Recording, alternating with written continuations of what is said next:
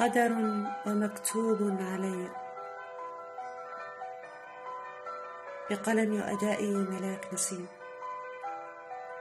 قدر ومكتوب علي، دمعة حزن في عيني، وإلى جزيرة الأشجان أنا منفية.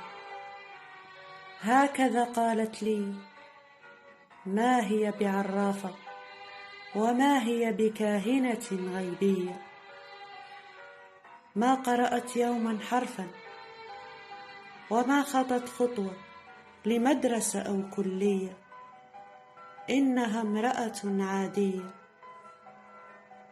تقرأ في معجم وجهي، تفسر كل خط كل شامة بلغة خفية. بلا تأشيرة عبرتني، فتحت كل أبواب مغلقة، كل الشفرات واخترقتني. كأنها في مرآة رأتني أو في كتاب قرأتني، ثم ذهبت وتركتني. حول نفسي ألف وأدور، أبحث عن نجمة قالت أنها ستكون في كفي.